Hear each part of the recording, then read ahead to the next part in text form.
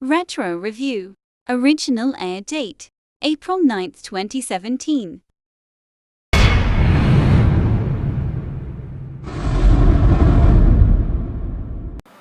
Greetings, class, and welcome once again to Horror 101.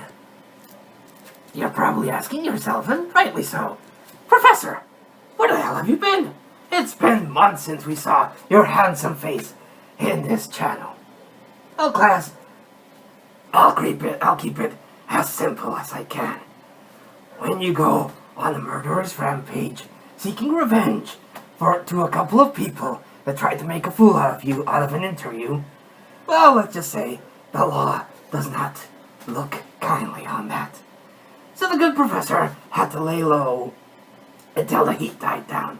Yes, as dead as those producers. But I'm back to regale you with stories of terror. So, after a couple of months, once again, I am your teacher and guide, Profesor Macabro.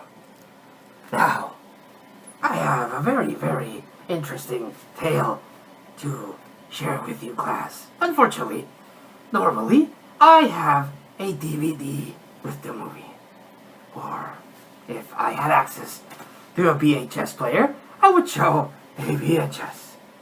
But this movie, unfortunately, is a movie that has been very, very hard to add to the collection. Mostly because I can't find it. I can't find it on DVD. I can't find it on VHS. So, imagine that I have a thing here to share. Now, I'm going by memory because this particular tale of terror is a movie I saw way back when on TV. Yes, back when the professor was still studying his horror master's class, he would watch late-night horror movies. Now, like I briefly shared before, my main inspiration for watching horror movies was the ever-beautiful Elvira. Oh yes, so many nights I would share with Elvira. And she would share low-budget horror movies, but in that channel, sometimes they would not pass Elvira, but they would just go to different horror movies. And I would see a lot of different horror movies. One movie that stands out today is a said movie that I have not been able to find. Now, when I saw it, the movie was called The Revenge of the Radioactive Reporter. But I have heard other people call it The Atomic Reporter. So, either title is okay, since horror movies tend to have different titles depending on the country or the company releasing the print of the film. Now, this movie starts with a reporter trying to dig some dirt on a company that is just dumping toxic waste. And that's a big no-no. Toxic waste is very, very bad. So, the reporter goes late at night trying to get proof for his story. He goes into said company and sees that, yes, indeed, they are producing toxic waste, and yes, indeed, they are not treating it properly. Now, of course, news like this would destroy the company, so the reasonable thing to do is to, well, make the reporter take a toxic bath. So they throw the reporter into the green goo. Now, normally, well, yes, that would pretty much kill you. But this is a movie. So in movies, two things happen. Either you get superpowers, or you come back as a radioactive monster. And even then, you either get superpowers, or slowly die from radiation poisoning. Unfortunately for this poor schluck of a reporter, he gets the last one. He does get superpowers, but he is slowly decaying away. I remember this movie had very, very good kills. Now, the reporter is not a bad guy here, no. He's actually looking for revenge towards the people that made him take that fateful radioactive dump bath. So he goes around finding these people and slowly killing them. Crack, like that.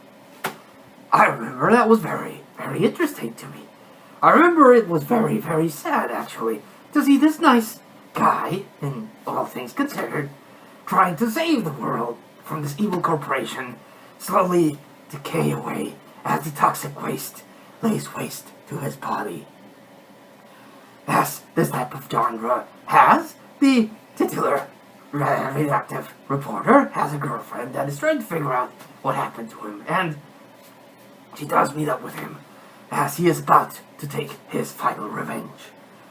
So, after he lays waste to the bad people of this company, he goes back to the radioactive dump where the movie, as far as I remember, ends, and he has a fight with the bad guy, seemingly dying, and then the bad guy is about to kill the girlfriend because, no witnesses, before the good guy comes back, kills him, and in a final goodbye, takes another fall into the radioactive dump, thus killing him completely.